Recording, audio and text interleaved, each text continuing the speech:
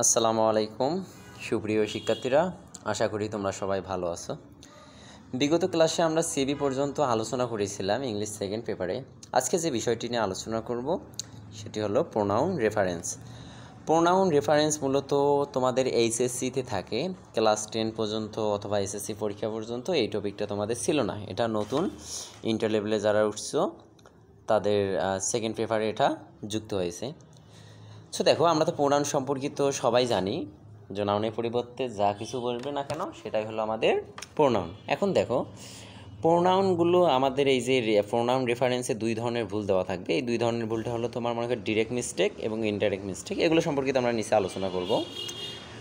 Pronoun সম্পর্কে জানার জন্য আমাদের যে বিষয়টা করতে হবে প্রোনাউন রেফারেন্স সম্পর্কিত, আগে আমাদের পার্সন এবং নাম্বারটা আমাদের ক্লিয়ার করতে হবে।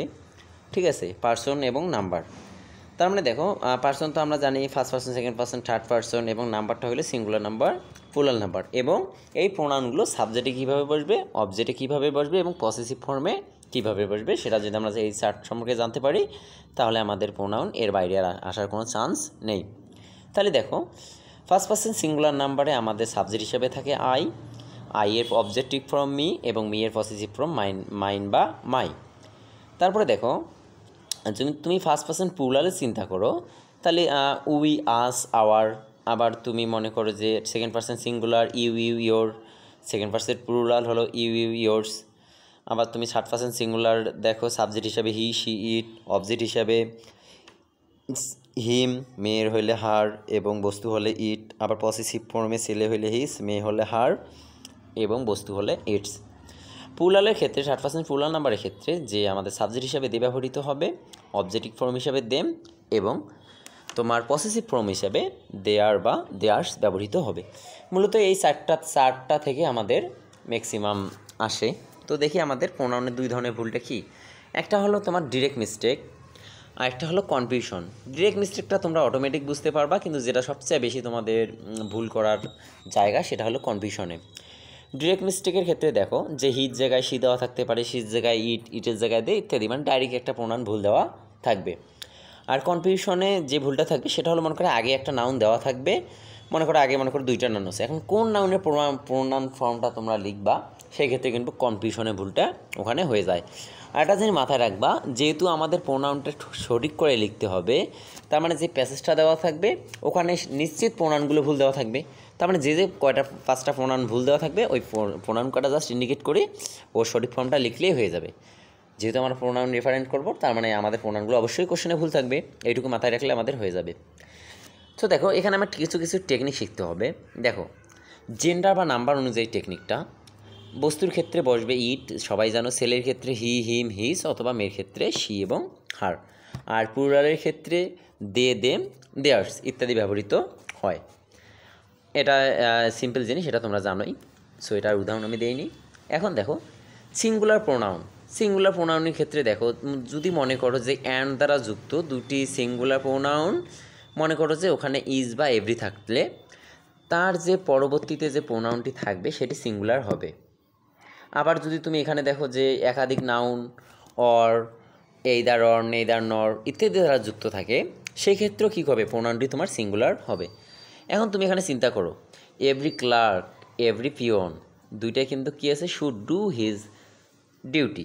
তার মানে দেখো এখানে তোমার দেয়ার আছে, যে দেয়ার দেওয়া থাকবে, ভুলটা ওটা হয়ে যাবে হিস। তার মানে যে ক্লার্ক এবং কী করে পিয়ন তাদের নিজ নিজ দায়িত্ব পালন করে। তার মানে দুইটা যেহেতু সিঙ্গুলার আছে, অ্যান্ড দ্বারা যুক্ত সিঙ্গুলার আছে, তার মানে আমাদের নাউনটা কী হয়ে প্রোনাউনটা কী হয়ে যাবে, সিঙ্গুলার।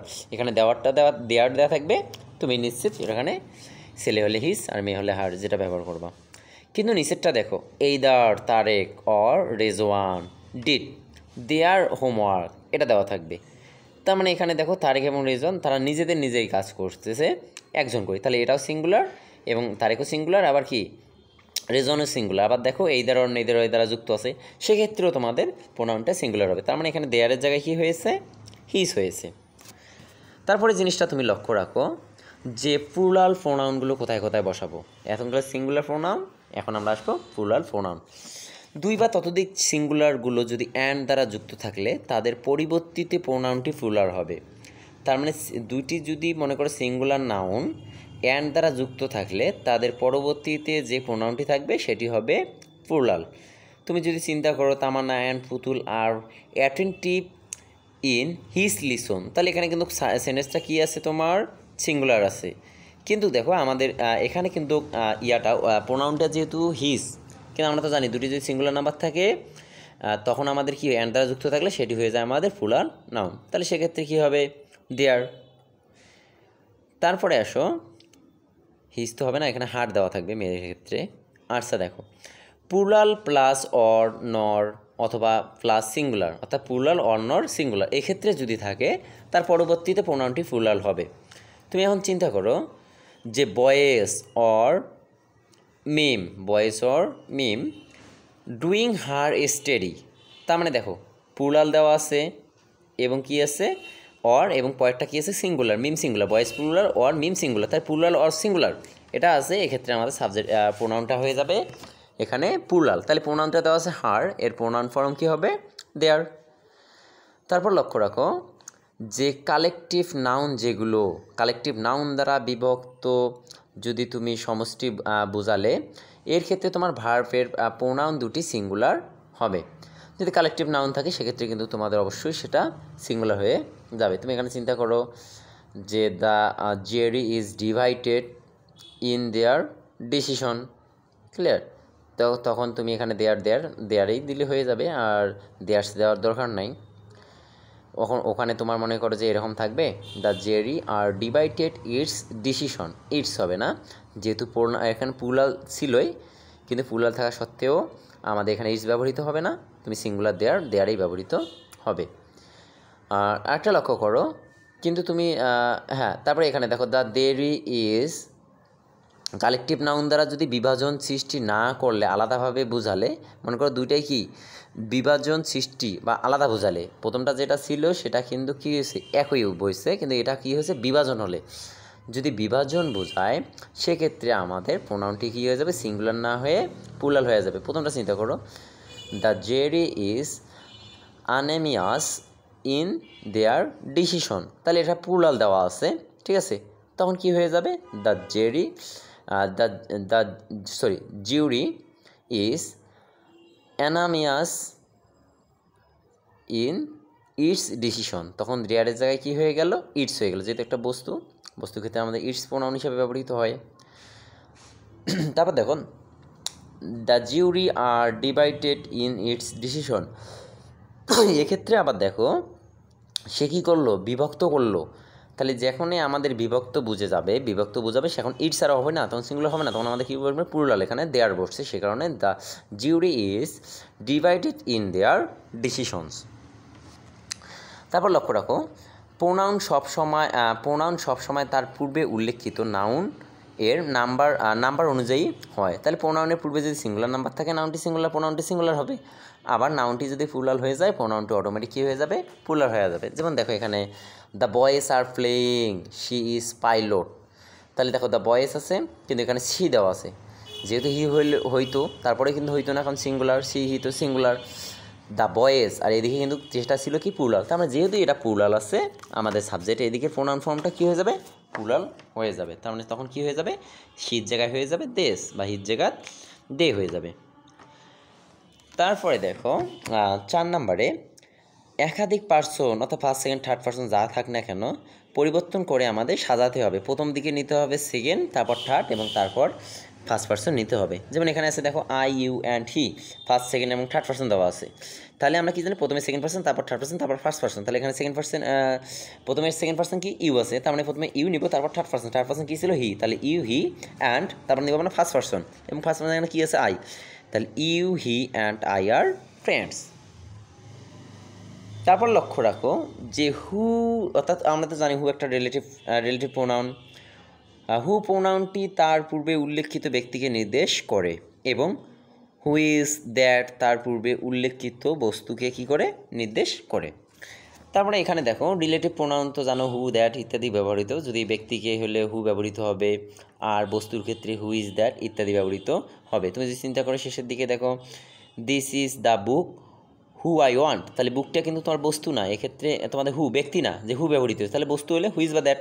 আবার তুমি উপরটা চিন্তা করো, this is the boy whose did it, তাহলে হুইজ, এখানে বয় কিন্তু তোমার বস্তু না, তাহলে এই ক্ষেত্রে বয় কিন্তু যেহেতু ব্যক্তি, সেক্ষেত্রে কী ব্যবহৃত হবে? Who. This is the boy who did it, এটা হলো রিলেটিভ প্রোনাউন, বস্তুর ক্ষেত্রে হুইজ বা দ্যাট এবং ব্যক্তির ক্ষেত্রে হবে হু। তারপর দেখো রিলেটিভ প্রোনাউনের নাম্বার, পার্সন এবং জেন্ডার অনুযায়ী অ্যাসেন্ডেন্ট এর নাম্বার, পার্সন এবং জেন্ডার অনুযায়ী হয়, সেটা প্লুরাল হলে প্লুরাল, আবার যদি তুমি মনে করো যে সিঙ্গুলার হলে সিঙ্গুলার অনুযায়ী হবে। যেমন এখানে দেখো it is I who has done the work, ঠিক আছে। তাহলে দেখো ইট ইজ আই হু, এখানে হু আই কিন্তু হু, এখানে ব্যক্তি একটা কে ব্যক্তি বুঝাইছে, এখানে হু যেহেতু অন্যজন ব্যক্তি বুঝাইছে শুধু হ্যাজ হবে না, জাস্ট এখানে কী হয়েছে সিঙ্গুলার প্লুরাল হিসেবে আমাদের প্রোনাউন হিসেবে হ্যাভ ব্যবহৃত হবে, হ্যাভ ডান দ্য ওয়ার্ক। তারপর লক্ষ্য রাখো যে রিলেটিভ প্রোনাউনটি অ্যাসেন্টেন্ট দে না হয়ে সবসময় কী হয়ে যাবে? দোষ হয়ে যাবে। তাহলে রিলেটিভ প্রোনাউন এখানে দেখো দেস who do the study regularly, যেহেতু রিলেটিভ প্রোনাউন হু আছে, তার মানে এখানে যদি তুমি এখানে অ্যাসেন্টেন্টের একটা রেগুলারলি আছে এই শব্দ, can not make the result, সেক্ষেত্রে দোষ ব্যবহৃত হবে, সিম্পল। তারপর লক্ষ্য রাখো ডেমোস্ট্রাটিভ প্রোনাউন রিলেটেড যেগুলো ডেমোস্ট্রাটিভ প্রোনাউন রিলেটিভ আছে সেগুলো দেখো, অর্থাৎ নিকটবর্তী এক বচনের নাউনের ক্ষেত্রে দিস এবং বহু বচনের ক্ষেত্রে দেশ, ঠিক আছে, নিকটবর্তী ক্ষেত্রে।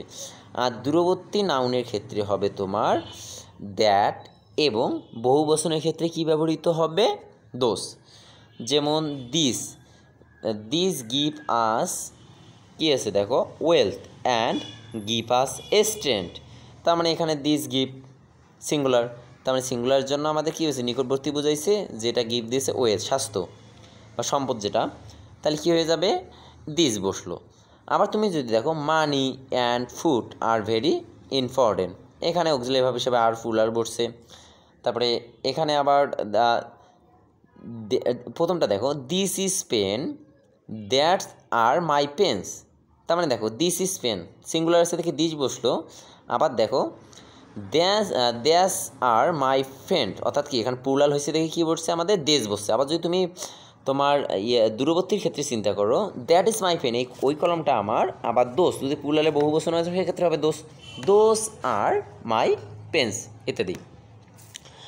আবার দেখো ডেমোস্ট্রাটিভ প্রোনাউনটি দ্বারা কি বোঝাতে চাচ্ছে তা স্পষ্ট না হলে ডেমনস্ট্রাটিভ প্রোনাউন এর পরে সংশ্লিষ্ট নাউন যে যুক্ত করব সেটি কি করে তা স্পষ্ট করে আমাদের কি বোঝাতে হবে? মনে করো একটা নাউন দেওয়া আছে, সেটি ডাইরেক্টলি কি বোঝানো নাই, তাহলে ওইটা নাউন হিসেবে আমাদের যুক্ত করতে হবে, তখন আর প্রোনাউনটা হবে না, প্রোনাউনটাকে কি নাউনের ফর্মে আমরা নিয়ে আসবো। সাম পিপল আর, দেখো এখানে for example some people are averse to travelling, this limit are they are কি ভীষণ, তাহলে দিস কথাটা যে লেখা আছে এটা কিন্তু ইন্ডিকেট করে নির্দিষ্টভাবে দেওয়া নাই, তার মানে এখানে দেখো some people are averse to travelling, this aversion, এই যে অ্যাভারসন লিমিট দেয়ার ভার্সন, তার মানে অ্যাভারসন করাটা আমরা কী করলাম? এখানে ইন্ডিকেট করে বলে দিলাম, তার মানে যদি ইন্ডিকেট করা না থাকে ডিরেক্ট ইন্ডিকেট করে বলবা। তারপরে লক্ষ্য রাখো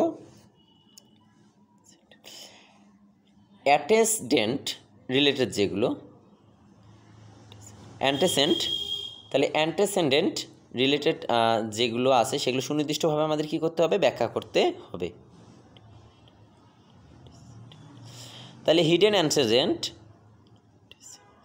এই অ্যাডজেক্টিভ হিসাবে যদি কাজ করা হয় তাহলে অ্যান্টেসেডেন্টে আমাদের স্পষ্টভাবে উল্লেখ করতে হবে, অর্থাৎ অ্যান্টেসেডেন্টগুলো যদি সম্পূর্ণভাবে উল্লেখ না থাকে তাহলে আমার কি করতে হবে? উল্লেখ করতে হবে। এখানে তোমার অ্যান্টেসেডেন্ট বলতে যে নাউন পূর্বে যে নাউনটা থাকবে, মনে করো এখানে প্রোনাউন হিসেবে পরবর্তীতে ব্যবহৃত হবে। এখন দুইটা নাউন থাকলে কোন নাউনটাকে বলছে? একটা কনফিউশন ভুলটা, যে মনে করো একটা দুইটা বস্তু আছে, তুমি বললা যে ব্যাট এবং বল, পরবর্তীতে একটা বুঝালে যে ইট, তাহলে এই ইটটা কি ব্যাটে বুঝাইছে না অবশ্য বলে বুঝাইছে? এই কথাটা আসলে সুনির্দিষ্টভাবে ইন্ডিকেট করে দেওয়াটাই হলো তোমার অ্যান্টেসেডেন্ট যেটা আর কি।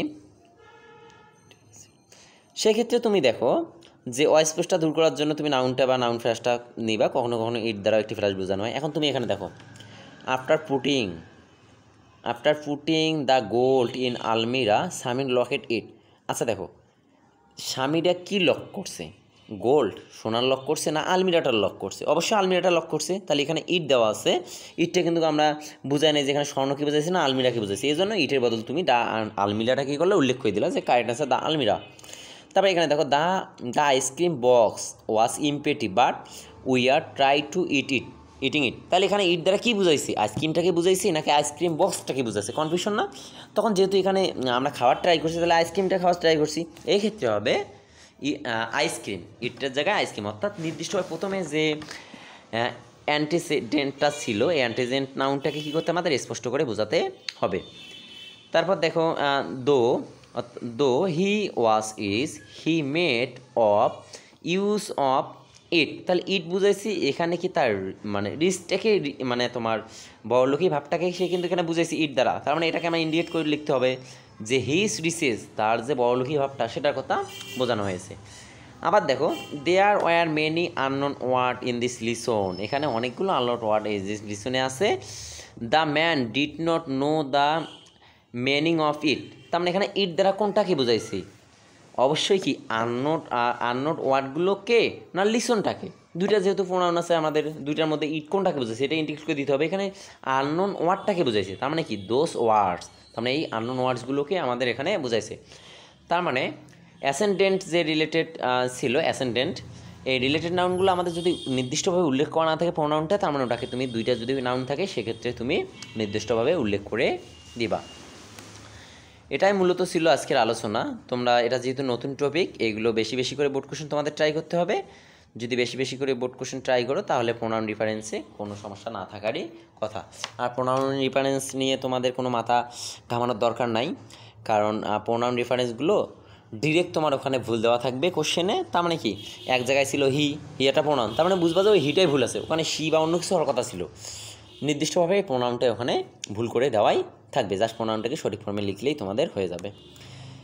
যেহেতু এখানে স্ক্রিন শেয়ারের মাধ্যমে আমি নিচ্ছি সেহেতু আসলে ডিটেলস বা তোমাদের লিখিতভাবে বোঝানো সম্ভব না। সো যতটুকু পারি তোমাদের সাহায্য করার জন্য কিছু কিছু সেভ ক্লাস তৈরি করতেছি। আর যারা অনলাইনে মিটে করতেছো বা জুমে করতেছো তাদের জন্য সুবিধা আছে।